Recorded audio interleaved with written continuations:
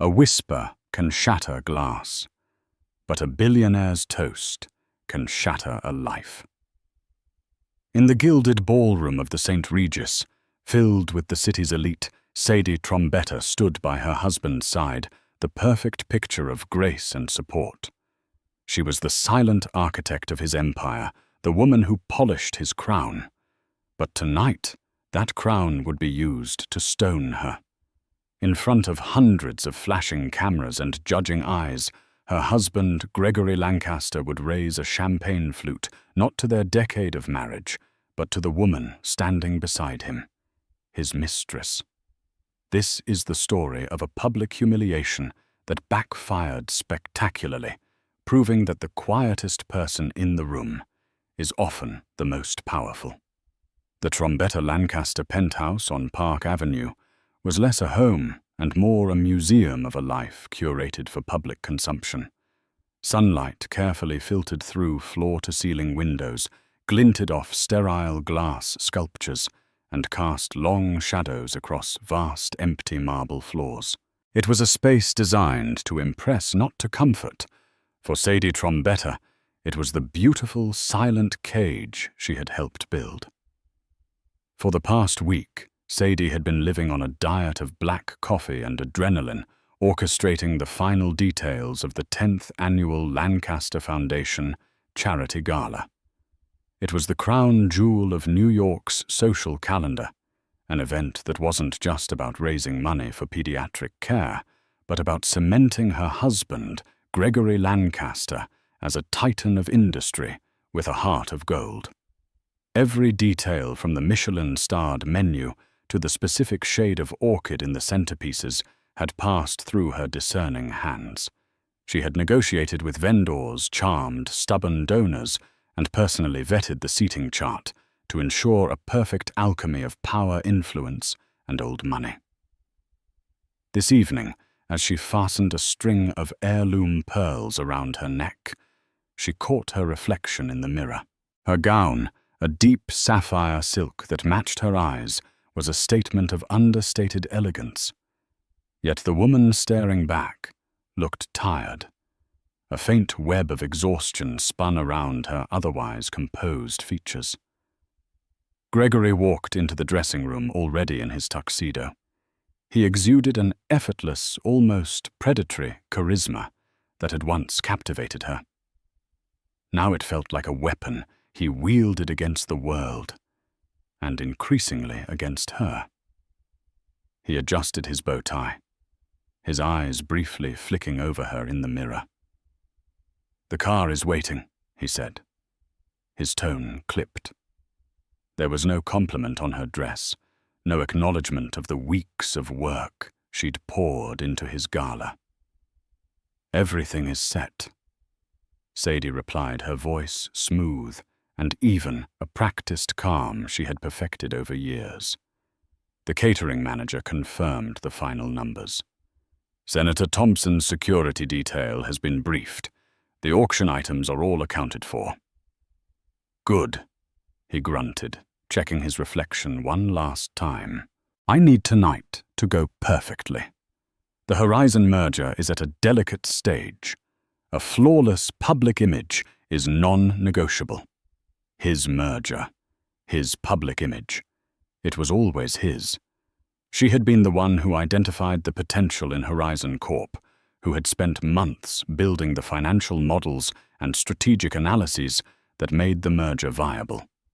She had presented the entire file to him, a neatly packaged key to the next stage of his empire. He had taken it, smiled, and presented it to the board as his own stroke of genius. It was their silent, toxic dance. She was the architect. He was the name on the building. A notification buzzed on his phone. A faint, almost imperceptible smile touched his lips as he read the message. A secret smile. It was a look Sadie had come to recognize and dread. It was never for her. "Is everything all right, Gregory?" She asked the question, a fragile test of the chasm between them. He pocketed the phone, his expression hardening back into a mask of indifference. "Everything's fine. Just a last-minute confirmation from a new protégé I'm mentoring. Brenda Shaw. Brilliant girl. She's making waves in the marketing department. I invited her to the gala. It's important to nurture young talent. Brenda Shaw." The name hung in the air, thick and suffocating. Sadie had heard the whispers. A woman in her late 20s, ambitious, beautiful, and a constant presence in Gregory's orbit. Sadie had seen her once in the lobby of Lancaster Industries, all sharp angles and a hungry smile. The mentoring was a poorly veiled excuse, an insult to Sadie's intelligence. "That's thoughtful of you," Sadie managed to say the words, tasting like ash. Her heart, a small weary bird, beat erratically against the bars of her ribs. She knew what this was. He was escalating, growing bolder, testing how much she would endure in silence. "She'll be at my table," he added, a casual, deliberate cruelty in his tone. He was moving a chess piece, daring her to react. Sadie's hands clenched at her sides, the fine silk of her dress crinkling under the pressure. The seating chart she had spent a week perfecting a delicate balance of egos and alliances was being redrawn at the last second to accommodate his affair. But to protest to show her pain would be to lose. In their world, emotion was a weakness, and Gregory despised weakness. So she simply nodded. "I'll inform the event staff to add a place setting." His eyes narrowed slightly, as if disappointed by her lack of a dramatic response. He wanted a fight, a scene, something to justify his narrative that she was difficult, that he was the victim. She refused to give it to him. As they descended in the private elevator, the silence between them was a heavy, suffocating blanket. Sadie focused on the smooth, cool feel of the pearl necklace against her skin. It had been a gift from her father on her wedding day. "Remember who you are, Sadie," he had told her. "You are a trombetter. Your mind is your greatest asset. Don't ever let anyone make you feel small." Her father had been a brilliant engineer, the true genius behind the foundational patents that had launched Lancaster Industries. After his death, Sadie, his sole heir and protégé, had brought that intellectual property into her marriage with Gregory. It was the bedrock of their fortune, a secret known to only a select few. Gregory had the charisma and the ruthless business acumen. But she held the blueprint. It was a truth he had long since chosen to forget. Tonight, as the car glided through the glittering streets of Manhattan toward the St. Regis, Sadie felt a profound and terrifying shift. The cage was no longer just silent. It was shrinking. The humiliation was no longer a private affair, confined to the sterile rooms of their penthouse. He was bringing it into the light, into the one place where image was everything. And as she looked at her husband's cold, handsome profile, a chilling certainty settled in her soul tonight was not just another gala. It was an execution. The grand ballroom of the St. Regis was a breathtaking symphony of gold and crystal. Chandeliers dripped with light, casting a warm, buttery glow over the hundreds of guests who moved like schools of brightly colored fish through the opulent space. The air hummed with the sound of discreet networking, the clinking of champagne flutes, and the murmur of powerful names being exchanged like currency. For a decade, this had been Sadie's stage, a world she navigated with effortless grace. Tonight it felt like a courtroom, and she was the one on trial. Gregory was in his element, a king holding court. He moved from one influential circle to another, his laughter booming, his hand clasping the shoulders of politicians and rival CEOs with practiced familiarity. Sadie remained by his side, a silent, elegant shadow. She smiled. She nodded. She accepted compliments on her gala with a quiet, "Thank you, all," while Gregory absorbed the praise as if he'd conjured the entire evening out of thin air. "Gregory, my boy." "Another masterpiece," exclaimed Walter Finch, a silver-haired lion of Wall Street and one of the few board members who remembered Sadie's father. He was a remnant of a more honorable era, and his eyes, sharp and knowing, held a warmth for Sadie that Gregory's never did. "We do our best," Walter Gregory said, placing a possessive hand on the small of Sadie's back. The gesture meant to convey unity, felt like a brand. Walter's gaze shifted to Sadie. "Don't let him take all the credit, Sadie. I know who the real brains behind this operation is. Your father would be immensely proud." Sadie felt a flicker of genuine warmth. "Thank you, Walter. That means a great deal." Gregory's smile tightened at the edges. He hated any mention of her father, any reminder that the Lancaster Empire was built on a Trombetta foundation. He quickly steered the conversation back to himself, launching into an anecdote about his latest acquisition, leaving Sadie to politely extricate herself. She was making her way toward the main table to check on the final arrangements when she saw her. Brenda Shaw. She was standing near the stage, a splash of garish crimson in a sea of tasteful jewel tones and classic black.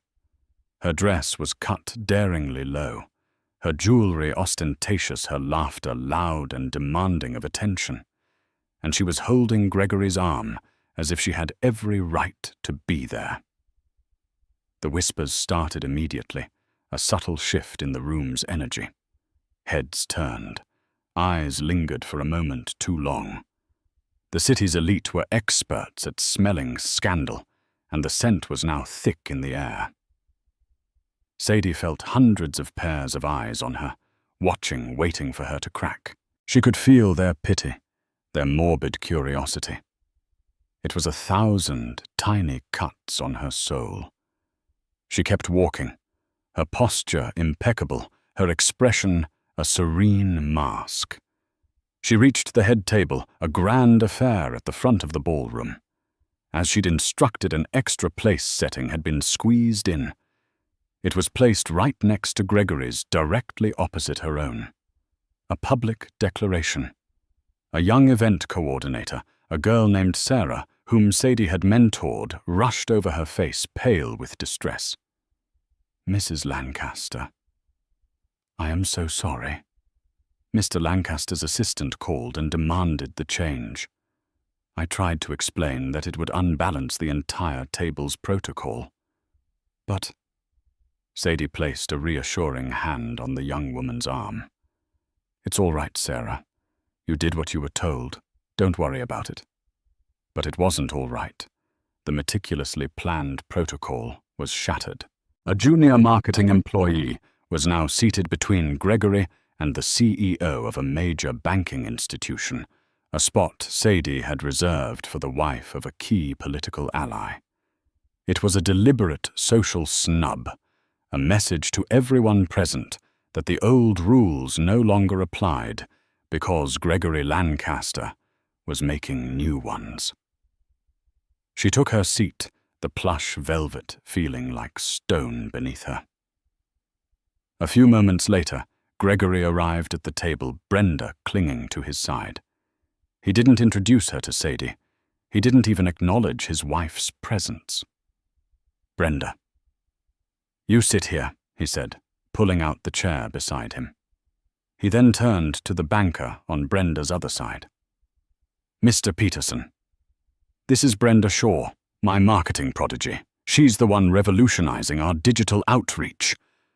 Brenda preened under the attention, her eyes darting across the table to land on Sadie with a triumphant, malicious glint. It was a look that said, "I'm here. I'm next to him. You are being replaced." Dinner was an agonizing performance. Sadie engaged in polite conversation with the guests to her left and right, discussing philanthropy, the stock market, and summer plans in the Hamptons. All the while, she was acutely aware of the drama unfolding directly across from her. Gregory leaned into Brenda, whispering in her ear, making her laugh, that loud, grating laugh. He refilled her wine glass himself, ignoring Sadie's, which had sat empty for the last half hour. He was isolating Sadie, making her invisible in a room where she was supposed to be the hostess. The humiliation was a physical thing, a cold knot tightening in her stomach. Every hushed giggle from their side of the table, every shared glance was a fresh wound. She saw the other guests trying to be discreet, their eyes darting back and forth between the stoic wife and the flaunted mistress. She was the evening's uncomfortable, tragic spectacle. The live auction began a temporary reprieve. Sadie watched as Gregory, with theatrical flair, bid on a multi-million-dollar yachting vacation, a gift he would no doubt be taking Brenda on. When the bidding was over, he stood tapping his glass for attention. The room fell silent. It was time for the evening's keynote address. It was time for the final killing blow. He strode to the stage, bathed in the warm glow of a spotlight, looking every bit the magnanimous billionaire. He was a master of public speaking, his voice resonating with power and charm. Sadie's hands lay perfectly still in her lap, her back ramrod straight. She prepared herself, bracing for the inevitable. The cold knot in her stomach was gone, replaced by an icy, almost supernatural calm. The execution was at hand, and she would face the blade with the dignity her father had taught her. The spotlight followed Gregory as he took the center of the stage, the Lancaster Foundation's logo projected on a massive screen behind him. He looked out at the sea of expectant faces, a masterful pause building the anticipation. He was a performer, and this was his grandest stage. "Thank you all for being here tonight." He began, his voice a smooth, confident baritone that filled every corner of the ballroom. 10 years. For 10 years, the Lancaster Foundation has been a beacon of hope, a force for change touching countless lives. Tonight, we have raised a record-breaking $50 million for children's hospitals across the nation. A wave of thunderous applause swept through the room. Sadie clapped along with the others, her expression unreadable. Her mind was a fortress, its walls reinforced against the impending assault. Gregory let the applause die down before continuing.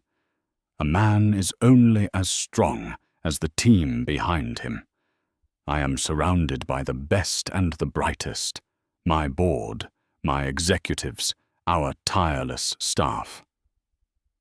You are the engines of our success, and you have my deepest gratitude."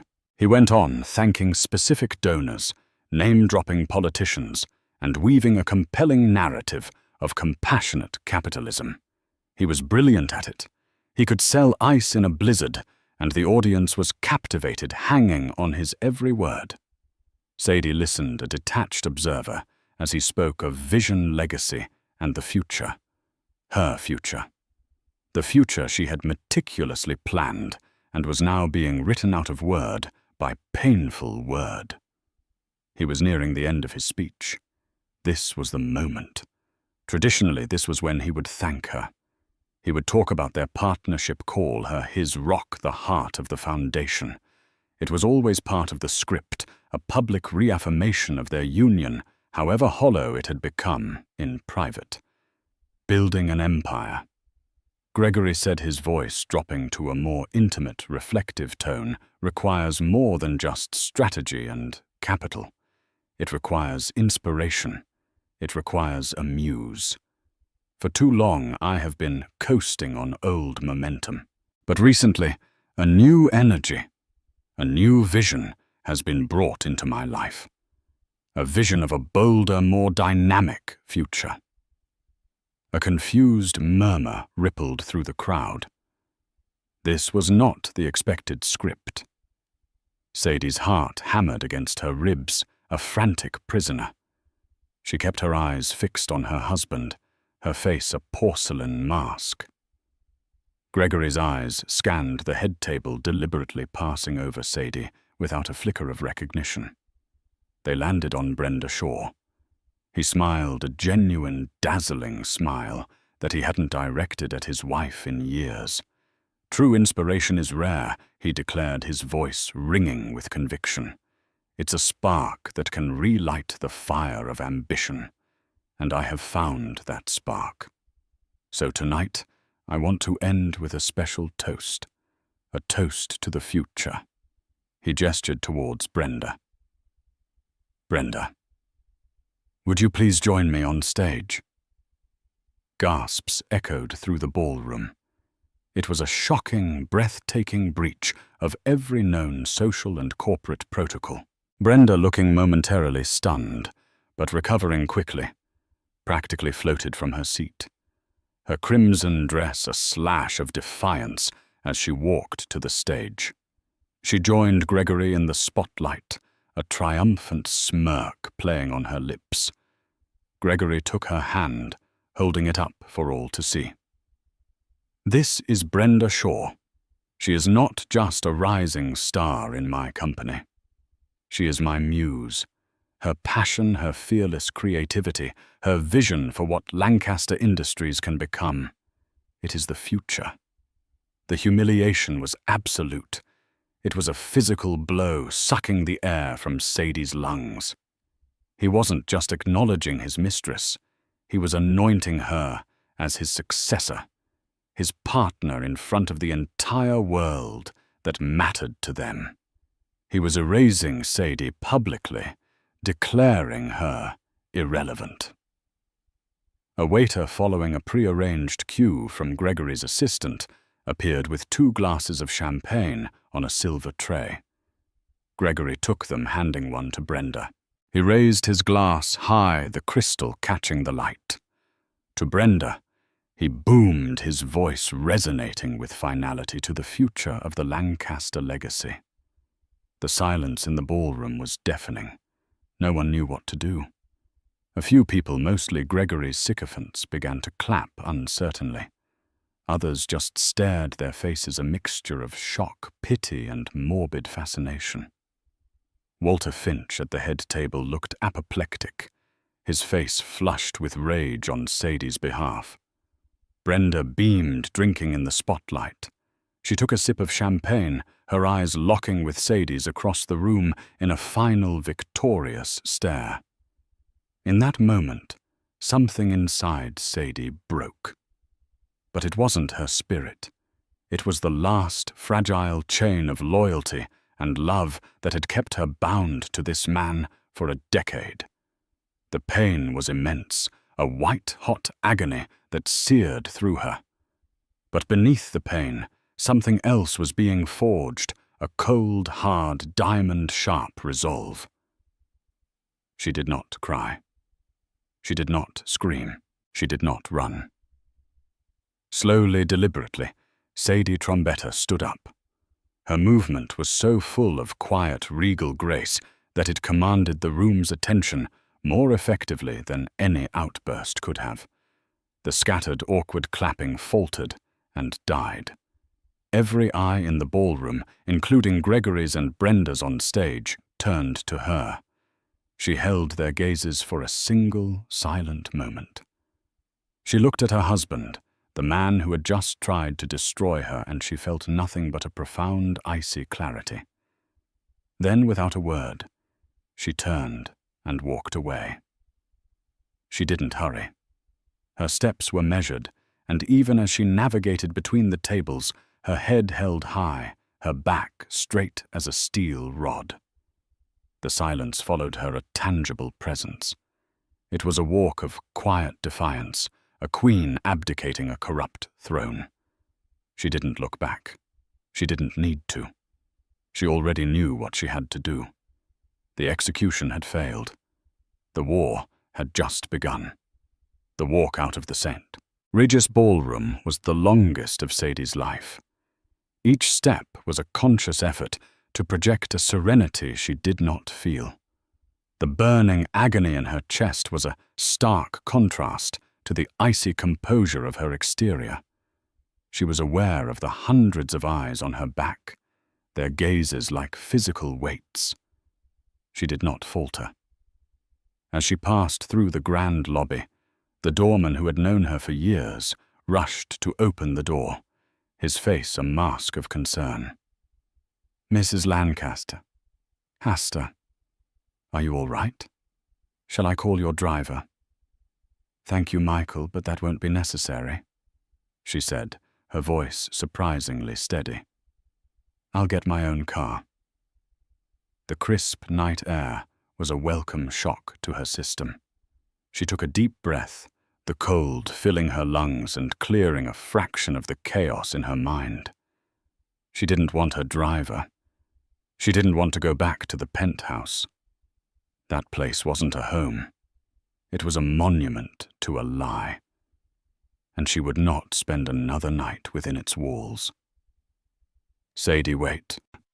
She turned to see Walter Finch hurrying toward her, his face etched with fury and concern.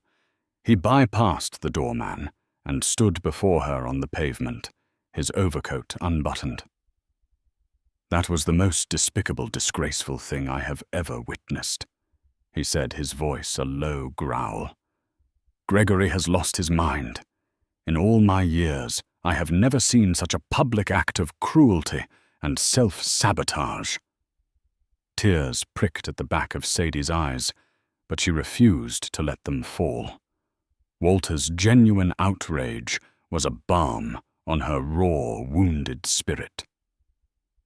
"He wanted to break me, Walter." "He's a fool," Walter spat. "He's always been a fool for a pretty face, but this is a strategic catastrophe, to humiliate you of all people. Does he have any idea what this will do to his reputation? To the company's image, he doesn't care." Sadie said a chilling certainty in her voice. "He believes he's untouchable. He thinks I'm just a wife, a hostess, an asset he can depreciate and replace at will." Walter looked at her, his sharp eyes seeing past the sapphire gown and the pearls to the steel beneath. "He's forgotten who you are, hasn't he? He's forgotten that your father's genius is the very ground his company stands on." A single bitter tear finally escaped and traced a path down her cheek. She wiped it away with an impatient gesture. "He hasn't forgotten Walter. He's chosen to ignore it. For years he's convinced himself the Trombetta legacy is his to command." "Then it's time to remind him," Walter said, his tone shifting from anger to strategic resolve. "Sadie, whatever you decide to do, I want you to know you have my full support, on the board and off it. Many of us have grown weary of Gregory's arrogance. This might be the tipping point." The offer of an alliance so freely and immediately given was the first stone in the foundation of her new life. "Thank you, Walter. I'm going to need it." "What are you going to do?" he asked gently. Sadie looked up at the glittering skyline, at the towering Lancaster Industries building that dominated the horizon, a building built on her family's legacy. "Tonight, he toasted to the future," she said, her voice dropping to a near whisper, yet laced with an unbreakable strength. "Tomorrow, I'm going to take it from him." After Walter left, promising to call first thing in the morning, Sadie hailed a taxi. She gave the driver the address of a discreet, high-security bank in the financial district, a place where she maintained a private vault Gregory knew nothing about. Inside that vault was a briefcase, and inside that briefcase was her arsenal. An hour later, in the sterile, quiet viewing room of the vault, Sadie laid out the contents of the briefcase on the steel table. It wasn't jewelry or bearer bonds. It was paper. Meticulously organized files, hard drives, and original signed documents. Here were the original patent filings for the core micropropulsion technology. Her father, Dr. Alistair Trombetta, had invented patents that were the lifeblood of Lancaster Industries' aerospace division, their most profitable sector. Here was the prenuptial agreement, which she herself had helped draft, with a little-known clause she had insisted upon. In the event of a divorce precipitated by marital infidelity, all intellectual property originating from the Trombetta estate would revert to her sole ownership. Gregory, in his youthful arrogance, had signed it without a second thought, too eager to get his hands on her father's work. And here was the most critical file labeled Phoenix. It was the culmination of 3 years of secret, painstaking work. While Gregory was chasing mergers and preening for magazine covers, Sadie had been quietly refining her father's technology. She had developed a new generation of the propulsion system, smaller, more efficient, and orders of magnitude more powerful. It was a quantum leap forward, a technology that would make the current Lancaster systems obsolete overnight. She held the patents all filed under a shell corporation registered in Switzerland. She had created it as a contingency, a life raft in the stormy sea of her marriage. She had prayed she would never have to use it. But Gregory had not just created a storm. He had summoned a tsunami. She packed everything back into the briefcase, her movements precise and methodical. The pain was still there, a deep, resonant ache, but it was now overlaid with a powerful, clarifying purpose. He had humiliated the wife, but he had awakened the architect. She took a taxi to a small boutique hotel in Soho, where she checked in under her maiden name. From the quiet of her room, overlooking a city that was still buzzing from the scandal she had fled, she opened her laptop. Her fingers flew across the keyboard, typing an email with a single encrypted attachment. The subject line read, "Extraordinary Board Meeting. Urgent." The recipients were Walter Finch and the other 6 members of the Lancaster Industries Board of Directors. The email itself was short and direct. Board members, in light of events that transpired this evening, a matter of critical and immediate importance to the company's future has arisen. I am calling an extraordinary board meeting for 9 a.m. tomorrow morning in the main conference room. Please ensure your attendance. The future of Lancaster Industries is at stake. Regards, Sadie Trombetta. She signed with her maiden name. A deliberate choice. A declaration.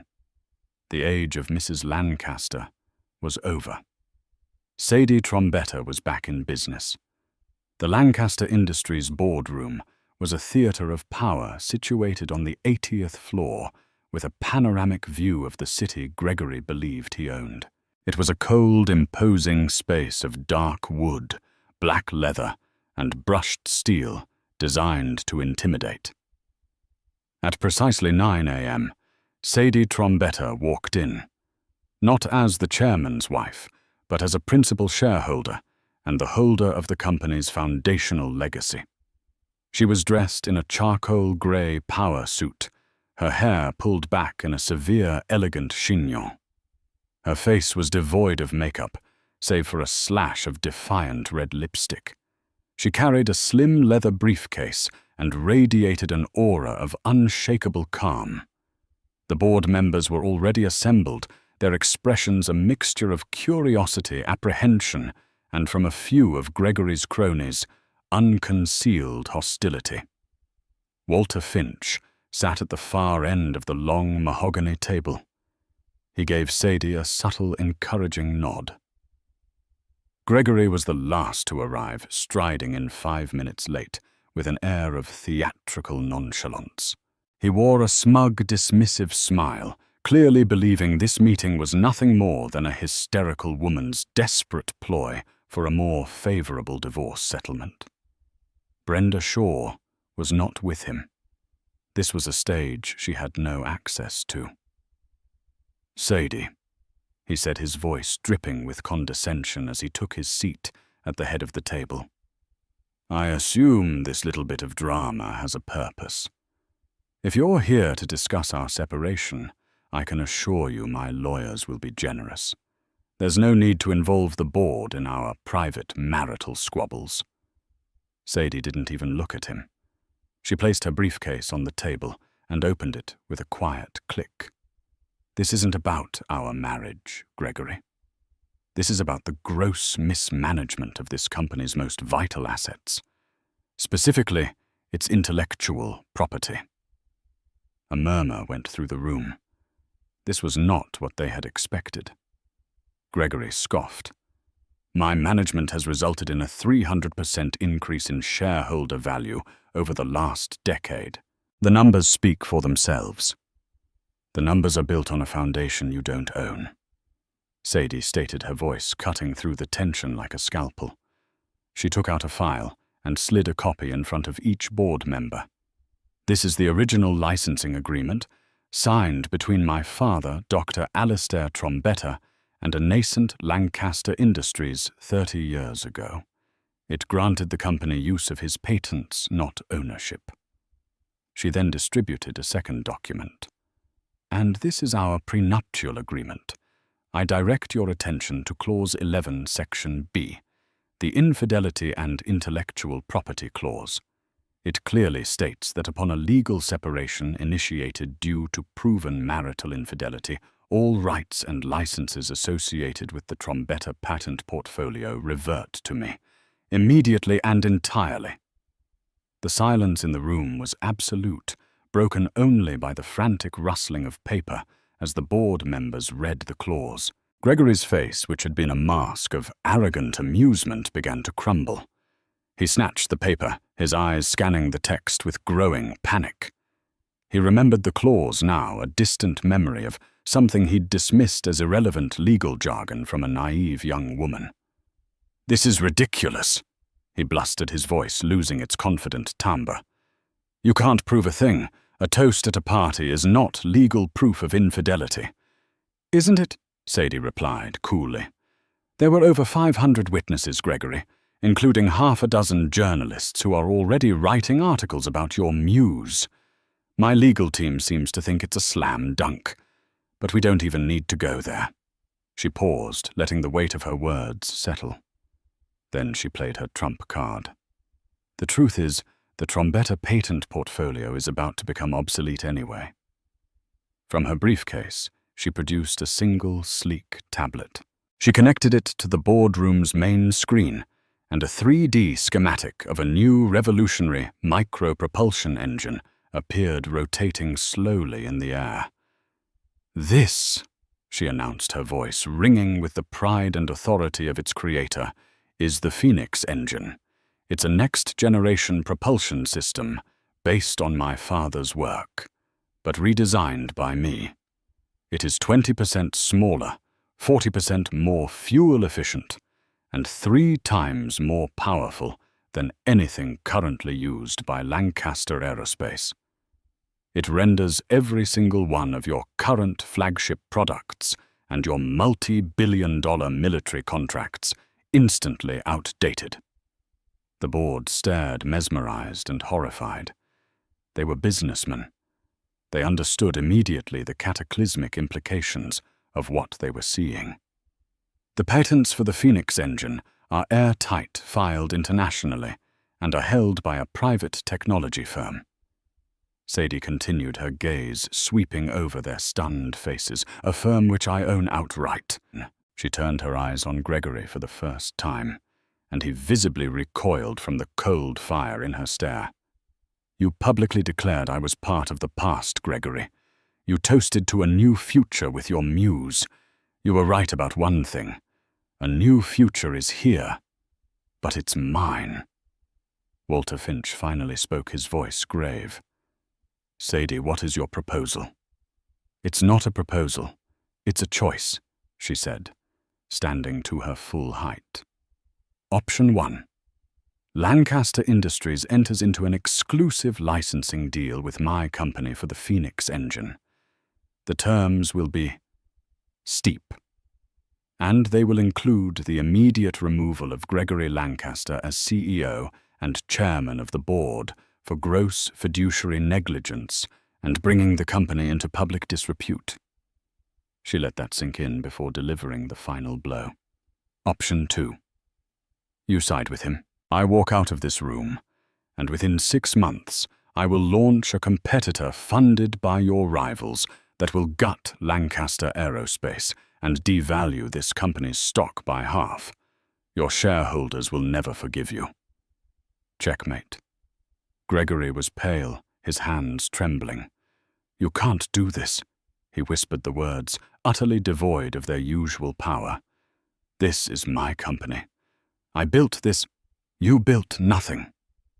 Sadie's voice cracked like a whip, her composure finally giving way to a decade of suppressed rage. You took my father's work and my strategies, and you put your name on them. You stood on the shoulders of a giant and told the world you were tall. I was the architect of this empire, Gregory. And what the architect builds, she leaned forward, her voice dropping to a deadly whisper, the architect can tear down. The boardroom was silent.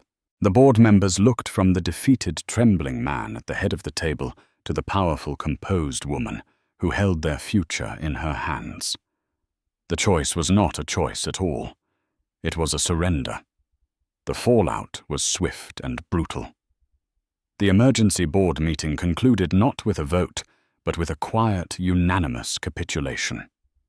Faced with the choice between corporate suicide and ousting their arrogant CEO, the board chose self-preservation. By noon, a press release carefully drafted by a crisis management team under Sadie's supervision was sent out. It announced that Gregory Lancaster was stepping down for personal reasons effective immediately, and that the board had appointed an interim CEO while they conducted a search for a permanent replacement. It was corporate speak for a coup, and everyone in the financial world knew how to read between the lines. The articles that had been poised to detail a juicy marital scandal quickly pivoted to a stunning corporate shakeup. Gregory was escorted from the building by security. He wasn't allowed to return to his office. His personal effects would be boxed up and sent to him. In the space of 3 hours, he had gone from being the king of a corporate empire to a pariah locked out of his own castle. His name, once a symbol of power, was now synonymous with disgrace. He tried to fight it, of course. He called his lawyers, screaming about conspiracies and theft. They calmly explained the ironclad nature of the documents he had signed, and the catastrophic legal battle he would face and lose. He called the board members who had once been his allies, but their phones went straight to voicemail. No one wanted to be associated with a sinking ship. The deepest cut, however, came from Brenda. She had heard the news through the corporate grapevine, a tsunami of rumor and speculation that had engulfed the marketing department. Her dream of becoming the next Mrs. Lancaster, of reigning over New York society from a Park Avenue throne, had evaporated. The future Gregory had toasted to was now a toxic asset. Gregory found her packing her things in the small, trendy apartment he leased for her in Chelsea. There were no tears, no words of comfort. Her eyes, which had looked at him with such adoration the night before, were now cold and hard as granite. "What are you doing?" he asked, his voice hoarse with disbelief. "I'm leaving Greg," she said, not bothering to look at him as she folded a designer blouse into a suitcase. "This isn't what I signed up for. We can fight this. This is a temporary setback. I'll start over. I'll build something bigger," he pleaded, the desperation raw in his voice. Brenda finally stopped and looked at him, a cruel, pitying smirk on her face. You didn't build anything." She did. "We all know it now. You were just the salesman, the brand. and the brand is worthless now. I attached myself to a rocket ship, Greg, not a lead balloon. Her words were a perfect, brutal echo of Sadie's. The realization hit him with the force of a physical blow. Brenda hadn't been drawn to him, but to the power and status that Sadie had created for him. He was just the vessel, and now the vessel was empty. "So that's it," he stammered. "After everything." "Don't be so dramatic," she scoffed, snapping the suitcase shut. "We had fun, but I have a career to think about. Being the disgraced ex-CEO's girlfriend isn't a good look."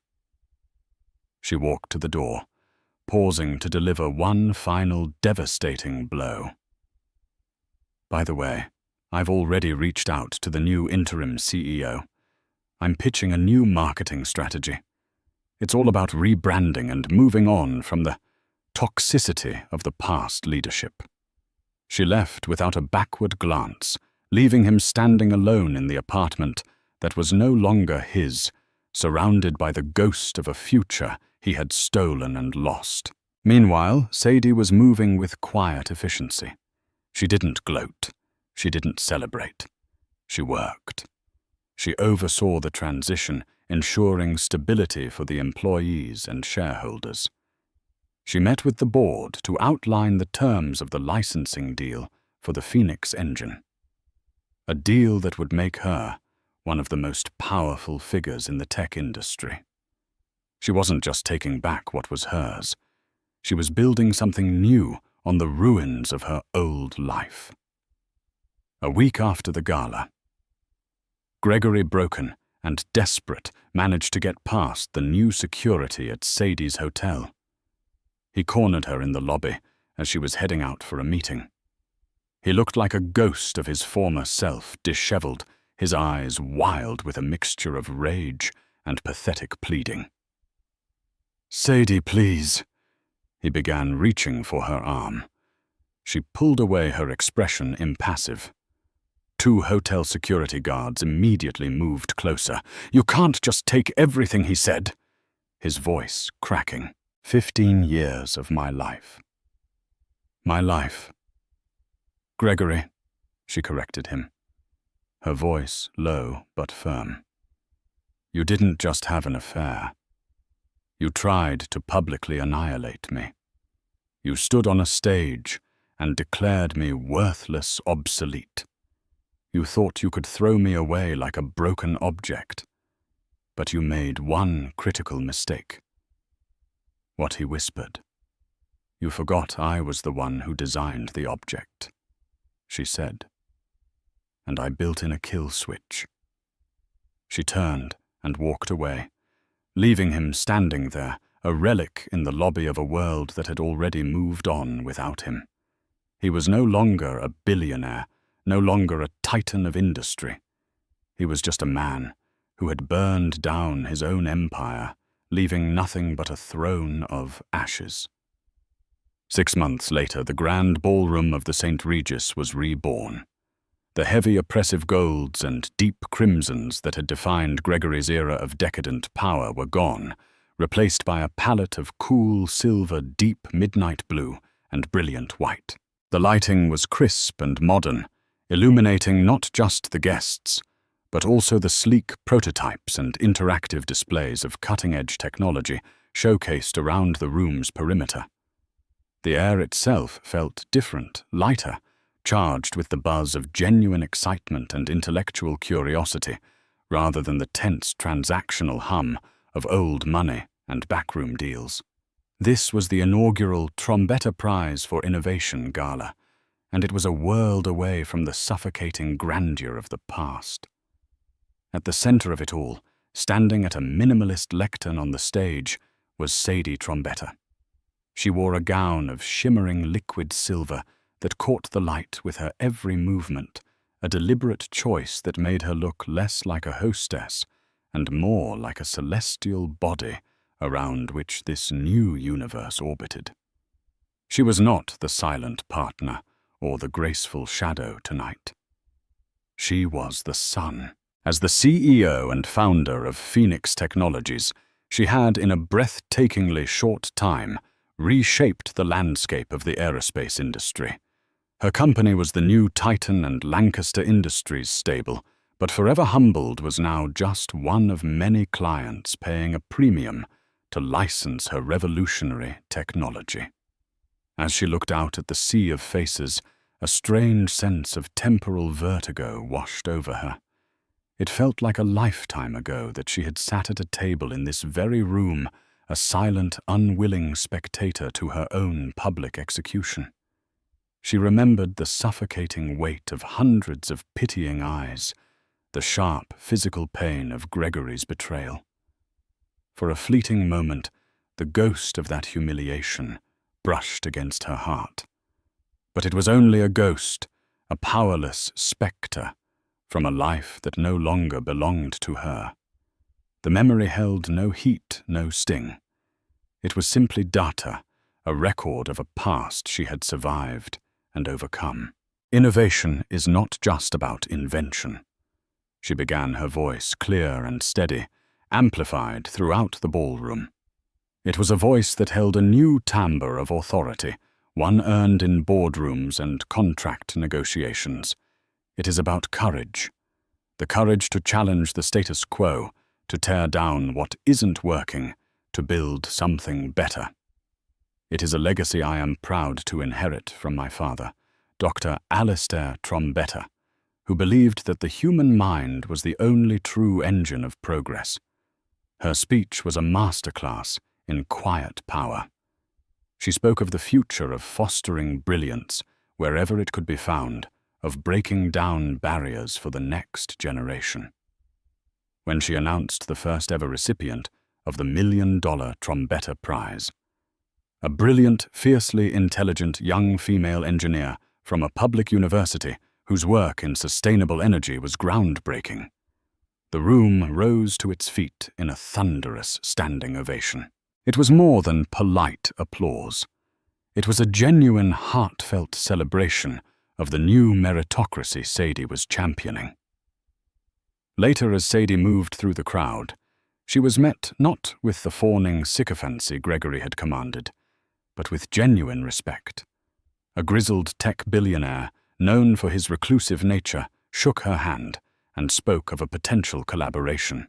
A United States senator congratulated her on using her platform to inspire young women in STEM. She was no longer just a name on a society page.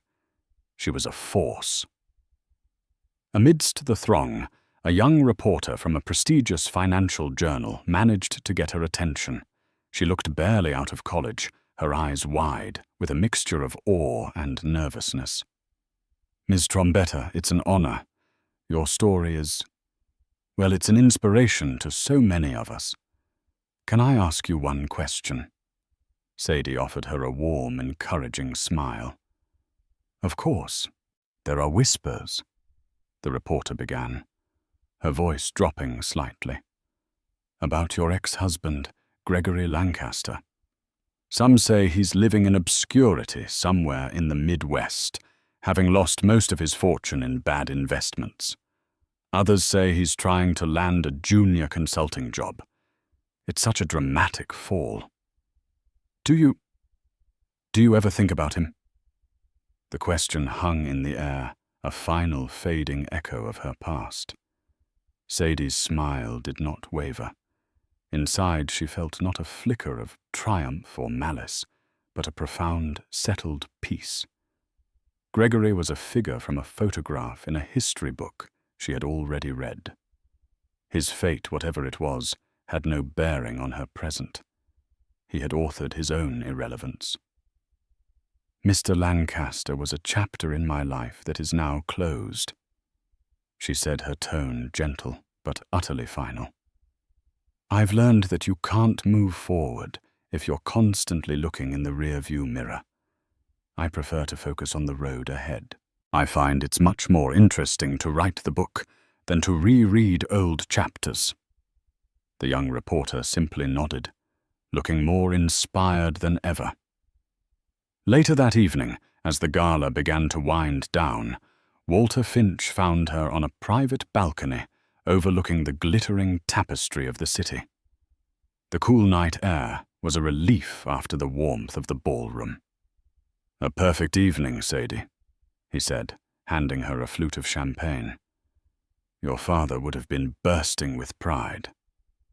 "Thank you, Walter, for everything," she said, her voice filled with sincere gratitude. "I couldn't have done this without your support." "You would have found a way," he countered. "You always do. But I'm honored to have been in your corner." He gestured with his glass towards the skyline, where the Lancaster Industries building stood still prominent, but no longer the sole monument to her family's legacy. It was now just one part of a much larger story. "I think a different toast is in order, one that should have been made 6 months ago, in this very room." He raised his glass high, the crystal catching the starlight, his eyes twinkling with deep admiration. "To Sadie Trombetta, the architect." Sadie looked at her reflection in the glass, at the confident, serene woman staring back. She thought of the pain, the betrayal, and the lonely, terrifying nights when she'd had to find a strength she didn't know she possessed. She had not just taken back an empire. She had built a new one on a foundation of integrity and vision.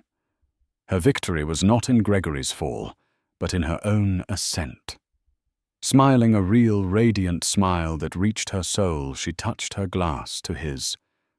The future was hers, not by marriage or by inheritance, but by her own brilliant, unbreakable design. That's the story of Sadie Trombetta, a woman who reminded the world that true power isn't about being the loudest voice in the room, but about owning the blueprint. Gregory Lancaster thought his wife was a decorative part of his life, easily replaced. He learned too late that she was the foundation, and without her, his entire empire was nothing but a house of cards. Her journey from silent partner to industry leader is a powerful lesson in self-worth and the ultimate karma for anyone who mistakes quiet strength for weakness. It proves that the best revenge isn't anger or tears, but building a future so bright it completely eclipses the shadows of the past. If this story resonated with you, please hit that like button. Share it with someone who needs to hear it, and subscribe to the channel for more stories of justice and empowerment. What did you think of Sadie's comeback? Let us know in the comments below.